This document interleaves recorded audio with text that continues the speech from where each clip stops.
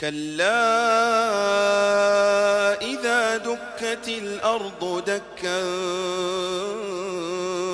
دكا وجاء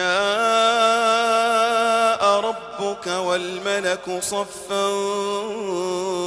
صفا وجيء يومئذ بجهنم